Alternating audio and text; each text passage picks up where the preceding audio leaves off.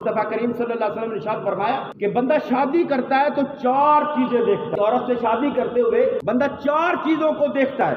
एक फरमाया लिमालिहा, मालदार शादी करनी उत्थे जड़ा कुछ चंगे खांदे पींदे लोग, अमीर कबीर लोग, माल को देखा जाता है।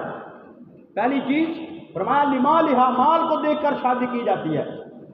और दूसरा फरमाया वाली हासा भी हा, खानदान, अच्छा खानदान, कोई मलक हो, कोई चौधरी हो, कोई फलाओ, उस खानदान में शादी करूं।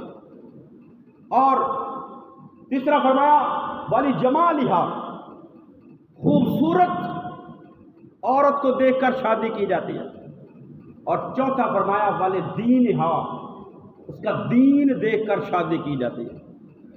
हम पहले माल की तरफ तो तवज्जो करते हैं, खानदान की तरफ तो तवज्जो करते हैं, हुस्न जमाल की तरफ तो तवज्जो करते हैं, लेकिन हम दीन की तरफ तवज्जो नहीं करते।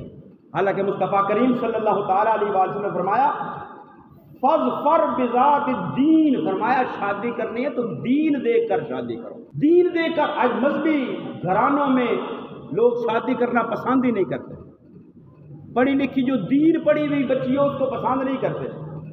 खूबसूरत हो, माल उसके पास अच्छा हो, अच्छा खानदान हो, इस बातों से निकलें। अगर कोई दीनी लिहाज से चाहे उसकी खूबसूरती कम ही क्यों ना हो, उसका माल कम ही क्यों ना हो, किसी माड़े घर की क्यों ना हो, ऐसी औरतों से शादी करें, घर जो है वो जन्नत बने।